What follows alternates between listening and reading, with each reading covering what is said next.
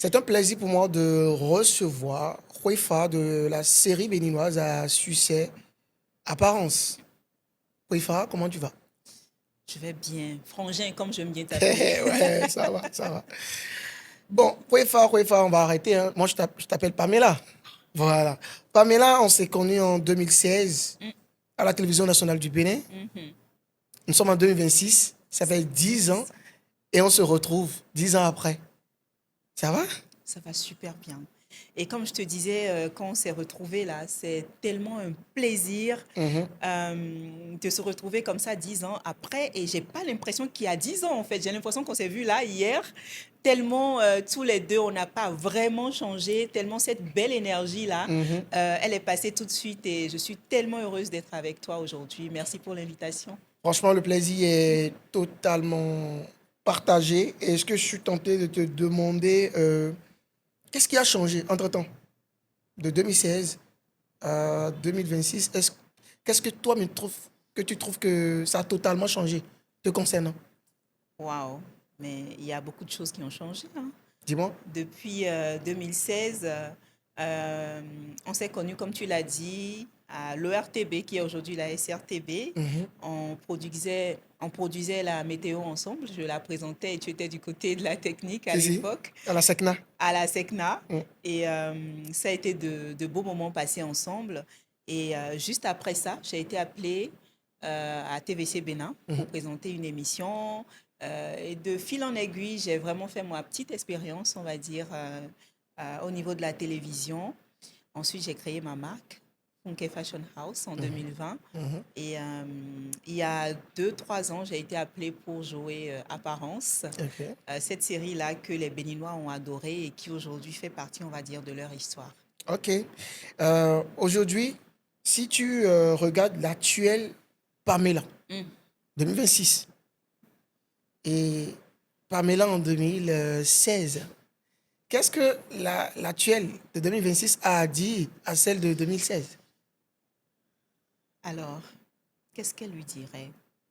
Je pense que je dirais à la Pamela de 2016 de toujours croire en elle, quel que soit ce que les gens peuvent dire ou penser d'elle, quelle que soit l'impression qu'elle peut avoir, tu vois, de l'entourage, etc. Quels que soient les doutes également qu'elle peut avoir sur ses capacités, Mm. bah, de toujours croire en elle, de foncer et que j'ai confiance pleinement en ses capacités. Super. D'où vient ton amour pour la mode? Alors, mon amour pour la mode est né depuis que j'étais toute petite, hein. Mhm. Je me rappelle que quand j'étais au collège, tu sais, on avait des heures creuses là, Mhm. parfois heures libres Yeah. au collège, Mhm. tu vois. Et moi, j'ai toujours été le genre très discrète, pas très bavarde. En classe, j'avais pas trop d'amis. Ok. Et pendant les heures libres là, moi, je gribouillais, je faisais des petits dessins dans mes cahiers, des dessins de femmes habillées dans des tenues de soirée, etc. Mhm. Pendant que mes camarades bavardaient entre eux et tout. Moi, c'était moi ma manière de passer du temps, le temps qu'on reçoive un autre professeur pour les cours. Et je me rappelle à l'époque, quand ma mère voyait mes dessins, elle disait, mais c'est magnifique ce que tu fais. Mhm. Mais tu sais bien que c'est l'école d'abord. Tu connais nos parents. Mhm. C'est l'école d'abord et tout. Et moi, je brillais particulièrement à l'école. Donc, à un moment donné, j'ai laissé tomber ça et je me suis concentrée sur les études jusqu'à l'université et tout. Donc, c'est te dire que ça a toujours été quelque chose qui était ancré en moi, cette passion pour le beau, pour les beaux modèles, pour les belles tenues, surtout de femmes, Ouais. les tenues de soirée vraiment magnifiques qui mettent en valeur la femme. En résumé, tu es artiste dans l'âme. On peut dire ça. On peut dire ça. J'ai vu que dernièrement, tu as commencé par habiller des personnalités publiques Mhm, mhm. comme Marie-Paul Adjé, Connie Oui. Touré. Il dit, Mhm. ouais, pas mal en train de percer. Qu'est-ce que ça fait de savoir qu'aujourd'hui, tu es en train de vivre pleinement ta passion qui est la mode? Ça fait vraiment plaisir parce que pendant toutes mes études, je n'aurais pas pu imaginer qu'un jour je pourrais vraiment vivre c'est-à-dire de ma passion pour la mode, tu vois, parce que moi j'ai étudié la diplomatie, les relations internationales et l'idée c'était que je finisse aux affaires étrangères, que je Mhm. construise une carrière de diplomate. Mhm. Mais finalement, vu les circonstances. Et surtout, je me rappelle qu'à l'époque où j'ai fini à l'ENA, quand j'ai eu ma licence, il n'y avait pas de concours. Mhm. Et pendant des années, hein, il n'y a pas eu de concours. Ah. Et donc, j'ai dû me réorienter, j'ai dû me réadapter. Et c'est ainsi que, de fil en aiguille, je suis revenue à ma passion première, qui est la mode. En gros, la mode est totalement un business pour toi aujourd'hui. Aujourd'hui, oui, c'est totalement un business. Funke Fashion House, c'est une entreprise qui emploie un certain nombre de personnes, qui a de la clientèle au Bénin, en Côte d'Ivoire, au Sénégal, au Congo, etc., un peu Mhm. partout sur le continent et en dehors du continent également. Donc, il y a l'argent dedans. On va pas se plaindre. On va pas se plaindre. L'entrepreneuriat, c'est pas facile. Ah. Tu en sais quelque chose Bien certainement. sûr, bien sûr. C'est clairement pas facile, mais voilà, on essaie de tirer notre épingle du jeu. Dans la série Apparence, tu es souvent très, très bien habillée. Oui. Je suis bien tenté de te demander si c'est Pamela qui s'occupait des looks de Khwifa. Non, parce que Ok. tu le sais, sur les projets cinéma, séries, etc., il y a un costumier, il y a une Mhm, costumière. mhm. Et par contre, des tenues de Funke ont été portées par Kwefa, Ok. dans Apparence. Techniquement. Ouais, on peut dire ça. Donc voilà, ça a fait partie, bien sûr, de la garde-robe du personnage que j'incarnais dans la série. Ça marche. Pamela, tu ne vieillis jamais. Toujours Oh, le même sourire. Et après le succès retentissant de la série Apparence, beaucoup de personnes ont commencé par se demander si tu es toujours un cœur à prendre, même si moi je connais la réponse. ah. Depuis toujours, hein. Mais bon, on ne sait jamais. Et c'est vrai en plus, Bah depuis ouais, toujours, depuis depuis toujours. l'époque, Bien sûr. effectivement. Mm. Effectivement. Bah, je vais aller dans cette continuité-là et je dirais que non, je ne suis pas un cœur à prendre depuis C'est des années déjà. c'est totalement verrouillé. Donc, buvez l'eau.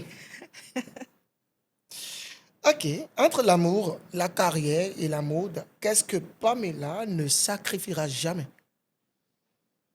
Mhm, Hmm, mhm. je dirais le travail. Ouais. Le travail. Tu sais, le travail pour moi, c'est ce qui maintient l'homme dans la dignité, l'homme grand H. C'est vraiment ce qui nous maintient dans la dignité. Et quel que soit le travail que je fais, je vais pouvoir me dire que ce travail-là me permet de ne pas quémander, tu vois, de subvenir à mes besoins et de ne pas être dépendante, que ce soit financièrement, affectivement et autre, de quelqu'un d'autre. Ok. Donc, je dirais que oui, c'est mon travail. Après, le travail, ça peut passer par la mode, ça peut passer par une autre carrière, mais pour moi, c'est une valeur essentielle, c'est le travail. Super. Est-ce que tu penses que le cinéma béninois a un bel avenir à l'international? Et comment que je le pense? Je pense, mais sincèrement, que le cinéma béninois a de beaux jours devant lui. En apparence, ce n'est que le début, ce n'est que, je vais dire, l'embryon. Mhm. On verra le fœtus, on verra les enfants, on verra les adultes plus tard du cinéma béninois. Parce que apparence, c'est juste un exemple de ce que notre pays peut faire et de ce que certaines institutions sont prêtes à faire pour faire éclore le cinéma béninois, pour montrer au continent et au monde ce qu'on peut faire de beau.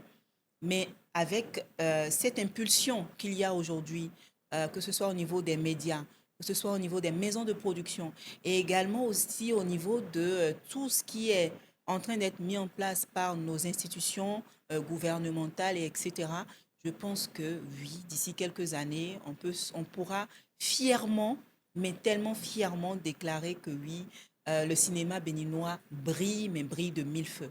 Super. Pamela, tu écoutes la musique béninoise? Oui, un peu. D'accord. Tu me fais ton top 5 des artistes du moment? Euh, alors, moi, je dirais que j'écoute et du classique, comme Sabourin Ça Daniel, reste ta playlist, hein, tranquille. et du moderne et du frais et du jeune, Mhm. comme Vano. Tu vois un Ah, peu? tu écoutes Vano? T'as un mot à dire à Vano parce que là, il est en train de s'apprêter pour ses 10 ans de carrière. Et comment que je serai là? Ah, Partout où il y a Vano, moi je suis là, je suis calée. Donc Vano, on va se voir pour tes 10 ans de carrière. intéressant. Je vais Donc, venir crier pour toi. tu m'as parlé de Sabourin Danielo en Saboran mode classique. Tu m'as Danielou, parlé de Vano, Vano. Oui, qui d'autre? Nicanor, que j'aime beaucoup, Mhm, Zénab mhm, également, et Sessima. Intéressant. On est sur les 5 là? On est sur les 5 ans. Super. Merci Pamela, ça a été un plaisir pour moi de te recevoir.